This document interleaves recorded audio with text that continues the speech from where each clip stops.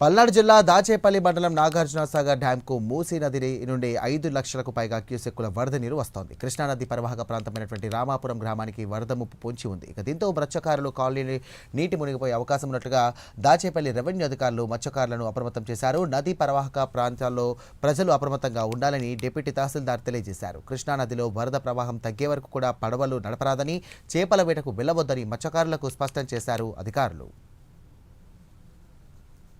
మరియు మూసీ నది నుంచి ఎక్కువగా వరద వస్తున్నందున ఈ దాచేపల్లి మండలం రామాపురం గ్రామంలో ఈ మత్స్యకారులకి ఉన్నటువంటి ఇల్లు మునిగిపోయే అవకాశం ఉన్నందున నీరు వరద ఎక్కువగా వస్తుంది.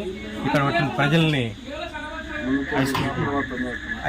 హై స్కూల్లోకి తరలిస్తూ ఆటోని ట్రాలీలలో కూడా తరలిస్తున్నాం. నాగార్జున సాగర్కి మరియు మూసీ నది నుంచి ఎక్కువగా వరద వస్తున్నందున ఈ దాచేపల్లి మండలం రామాపురం గ్రామంలో ఈ మత్స్యకారులకి ఉన్నటువంటి ఇల్లు మునిగిపోయే